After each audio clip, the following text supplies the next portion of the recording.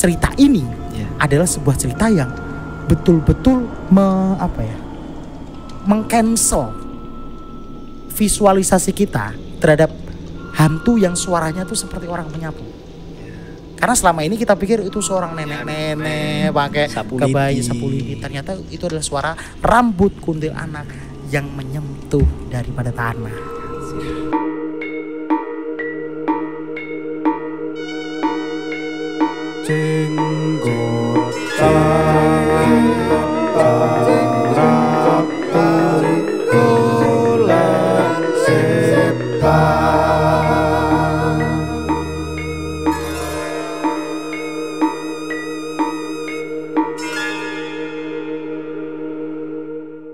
Selamat datang di Jenggotan Jeng Ratu Golek Setan Dunia. Oh, siapa sih? Kan saya hostnya dong. Tolong pasrahkan ke saya saja.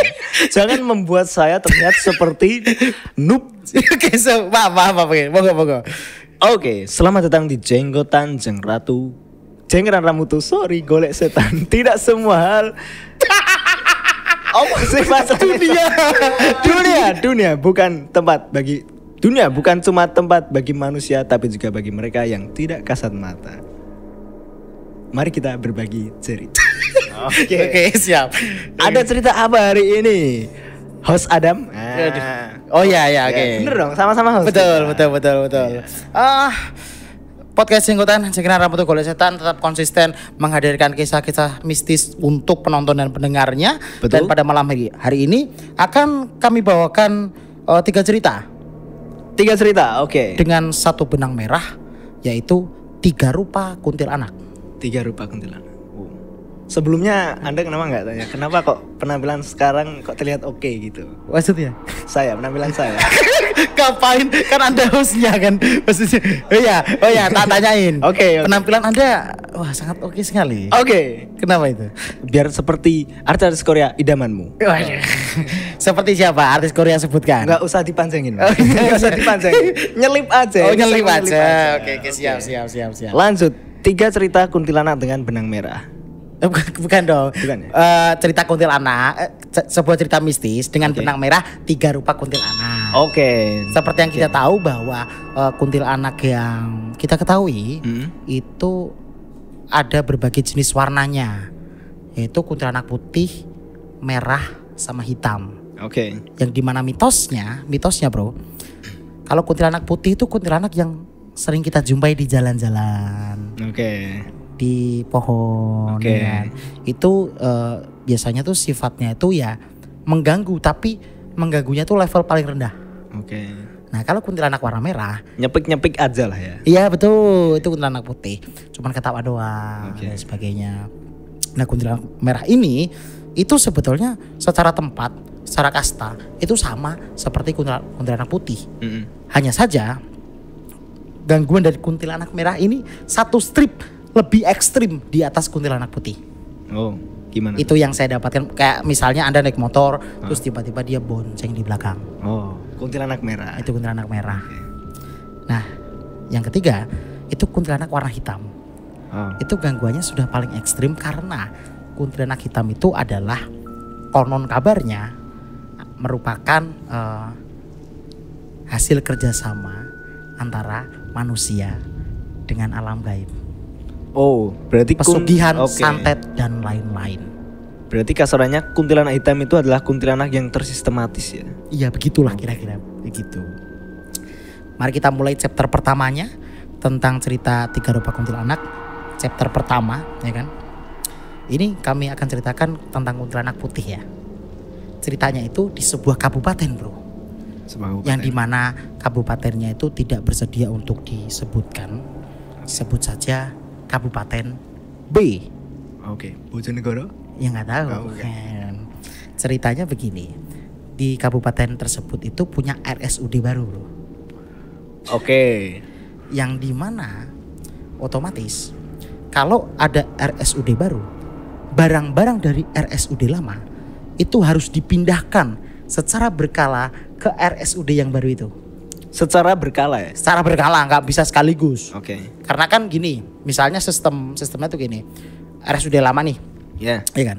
Itu kan masih ada pasiennya tuh. Oh, berarti RSUD lama masih ada beroperasi lah gitu kasarnya. Di cerita ini sudah tidak. Oh, sudah Tapi akan kami jelaskan dikit sistematika pemindahannya itu ya. Oke. RSUD lama itu masih ada pasiennya kan.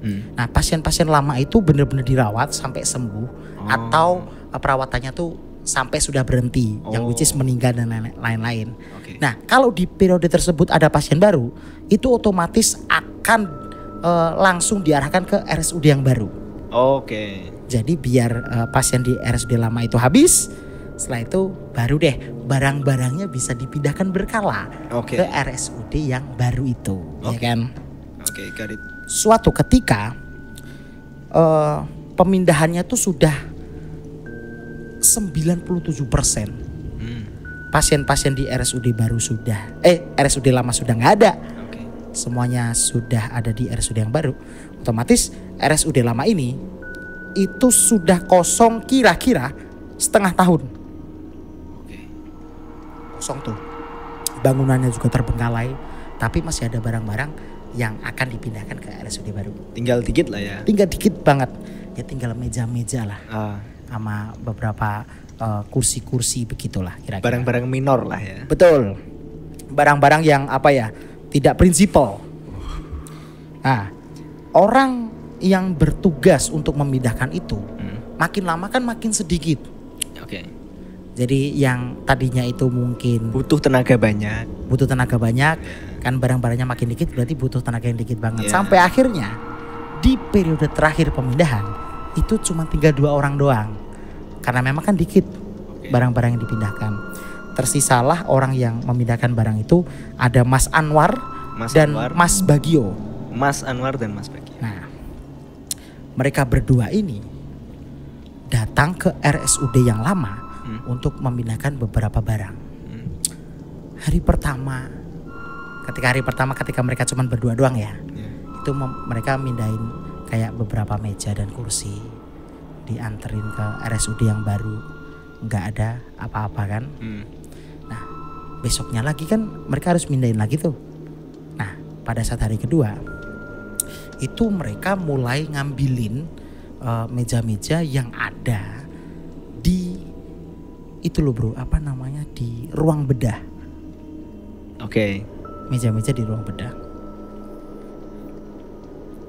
Seperti yang kita tahu, meja-meja di ruang bedah dan kursi-kursi di ruang bedah serta ranjang-ranjang di ruang bedah itu semuanya ukurannya tuh gede banget.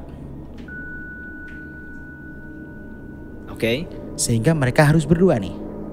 Oh, nggak bisa ya? Gak bisa sendiri tuh nggak bisa.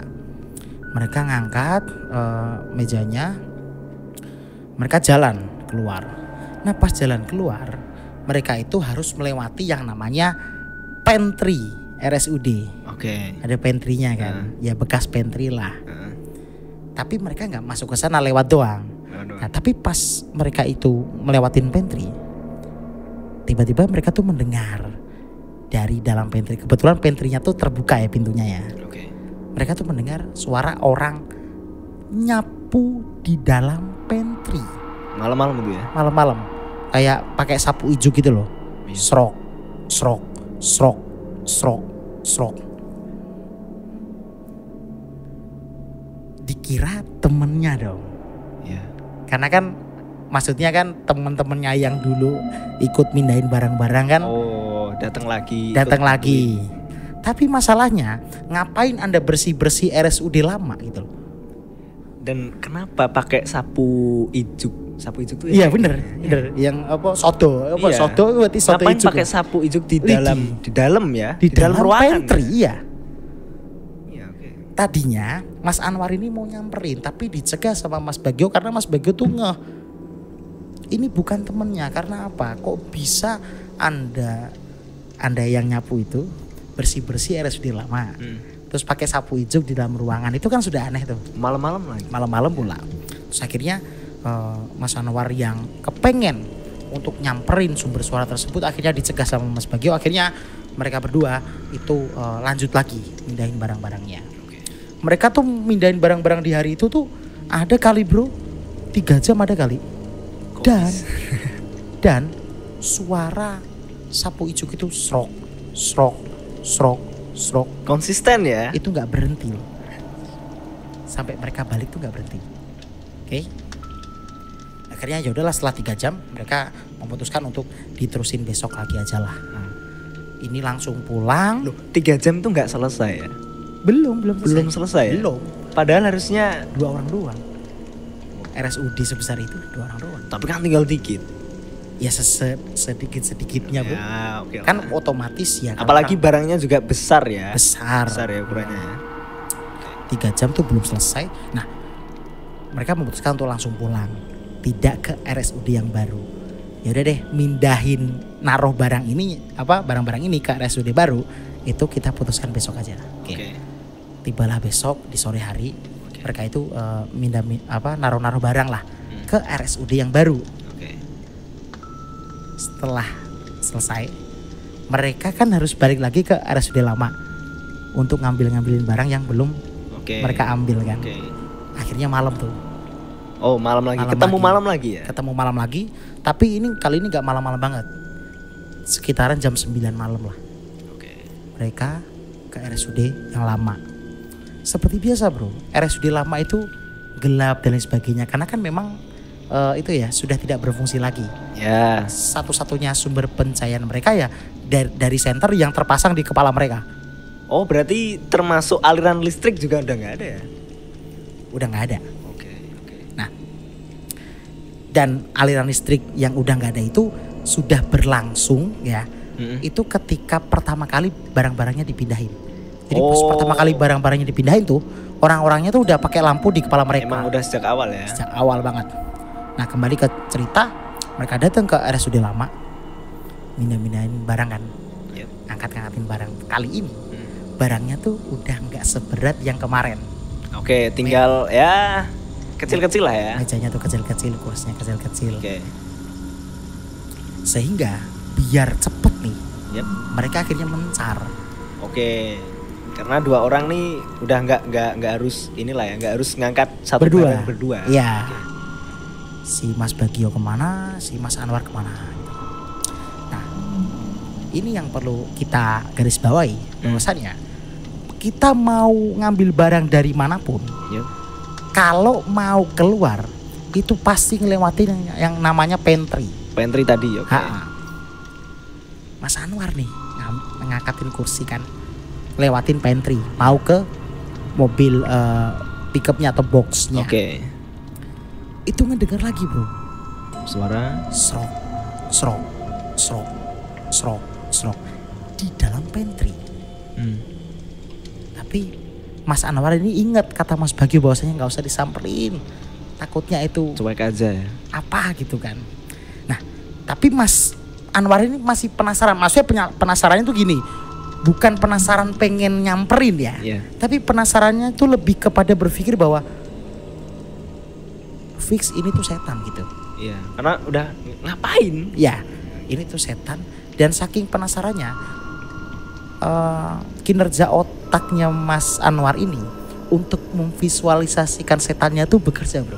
Oke. Jadi kita semua nih kalau ngedenger suara orang nyapu malam-malam, yang nggak masuk akal itu, kalau pikiran kita itu langsung mengarah ke setan, pikiran kita kan langsung ketika kita samperin itu pasti ada sosok nenek-nenek pakai baju kebaya ya kan, pakai jari, terus dia lagi nyapu kan, bongkok nenek-neneknya kan. Lalu pintunya kita buka, nenek-nenek itu menghadap kita sambil tersenyum tipis. Itu masih mending. Kalau mukanya rata gimana? Kan itu menjadi apa ya, visualisasinya tuh ada di dalam benak Mas Anwar kan. Tapi ya udahlah, cuek aja lah, ke mobil dash. Kan ngambil barang-barangnya kan belum selesai, otomatis masuk lagi dong, ya kan, masuk lagi untuk ngambilin barang-barang yang belum diambil. Nah, pada saat pengen masuk ke sebuah ruangan yang dimana di situ ada barang yang perlu diambil, langkah Mas Anwar ini terhenti karena suara sapu ijuk itu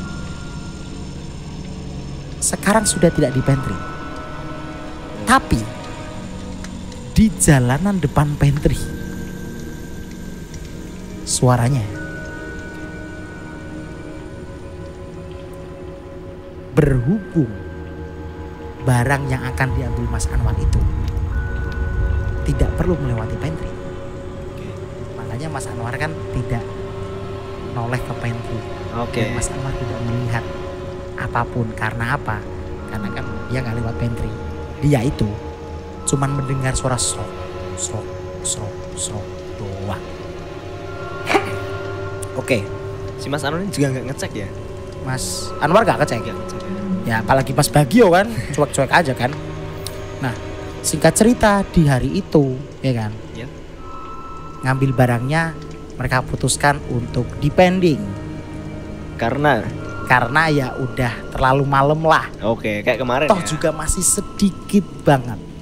Tinggal besok, ini besok bisa lah, besok lah. Besok. Cepet bisa. Akhirnya mereka ambil tuh lusa bro. Loh, malah lusanya. Mereka ambil lusa dan pada saat lusa itu tiba-tiba Mas Bagio tuh izin ke Mas Anwar. Aku kalau hari ini nggak bisa ikut kamu ke RSUD lama. Aku lagi sakit begini. Lebih baik besok deh. Siapa tahu saya udah sembuh. Oke. Ya kan? Tapi Wah, aneh banget dong. Hah? Kalau besok siapa tahu udah sembuh, kenapa lusa nggak mau dia? Maksudnya? Ini udah lusanya. Oh, udah lusanya. Udah lusanya. Udah lusanya. Itu udah lusanya. Terus Mas Bagio kan izin besoknya. Tapi Mas Anwar pengen bahwa pekerjaan ini itu cepat selesai.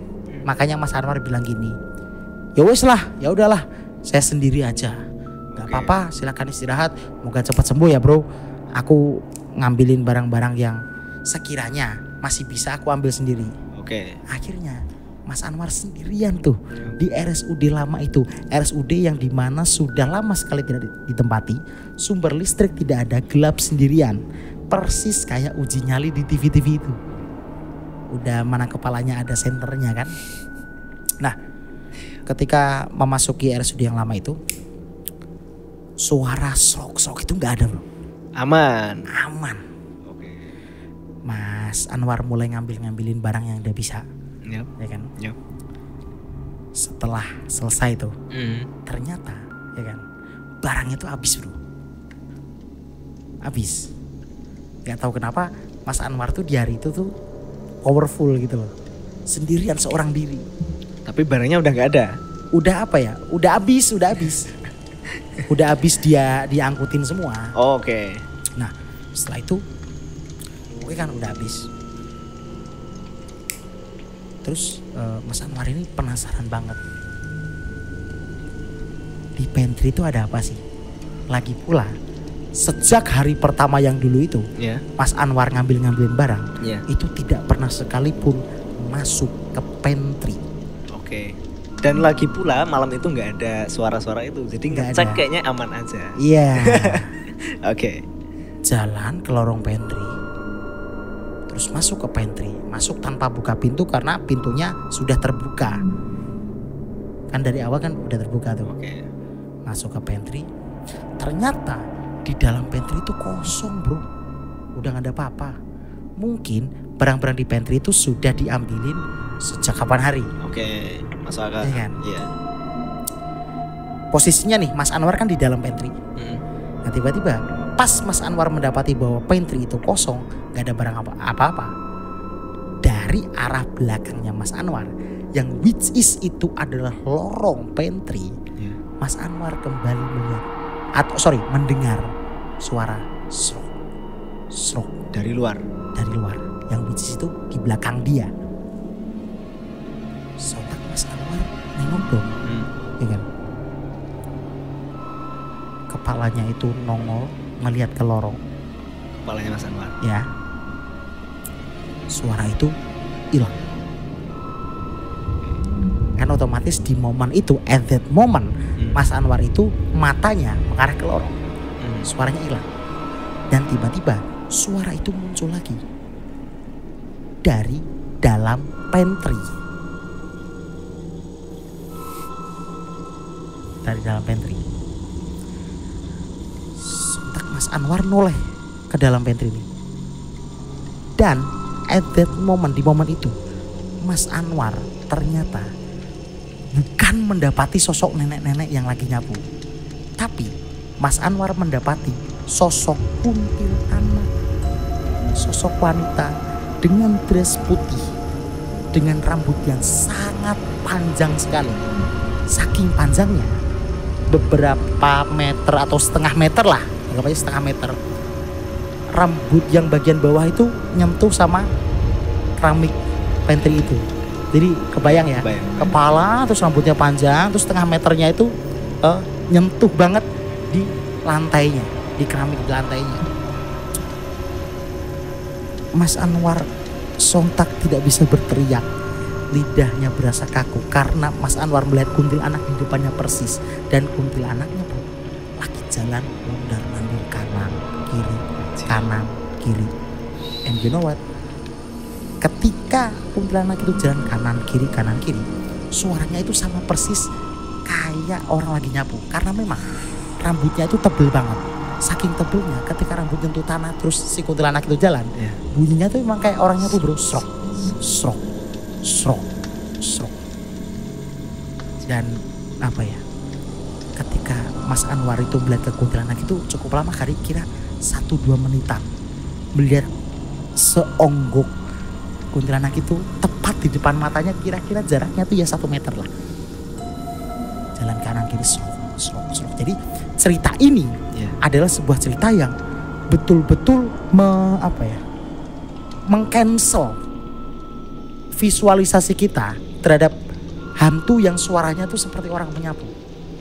Karena selama ini kita pikir itu seorang nenek-nenek pakai kebaya sapu lidi. Ternyata itu adalah suara rambut kuntilanak yang menyentuh daripada tanah. Begitulah kira-kira cerita chapter pertama mengenai 3 rupa kuntilanak, yang kebetulan chapter 1 ini menceritakan tentang kuntilanak putih. Berarti si kuntilanaknya ini mondar-mandir, tapi ya udah gitu, mondar-mandir gitu. Enggak yang halo Mas Anwar atau apa itu enggak. Kalau halo Mas Anwar terkencing kali ini. Ya bener juga sih. Dan akhirnya setelah beberapa menit ya, Mas Anwar kan diem, terus akhirnya Mas Anwar lari kabur. Saking takutnya, mobilnya itu ditinggal bro di parkiran RSUD lama. Panik ya, saking panik. Ya iyalah, ketemu kuntilanak itu. Ya itulah ceritanya. Ya sangat ini sekali ya, disturbing. Apa artinya disturbing apa? Pokoknya menakutkan lah. Oh iya. Iya. Boso admine Cekotan bergeding ngeri. Sangat bergeding ngeri. Ya begitu teman-teman Cekotan, chapter pertama dari 3 sosok kuntilanak. Ya bener ya, 3 sosok kuntilanak ya. 3 rupa kuntilanak. 3 rupa kuntilanak. Masih ada 2 rupa lagi. Ini yang pertama masih yang level paling bawah lah ya. Betul. Sementara itu level paling bawah sudah sangat menyeramkan. Ya, betul sekali. Menyeramkan bro. Ini menyeramkan. Oke, kalau Anda bingung closingnya langsung tak closing. Sampai jumpa di episode selanjutnya.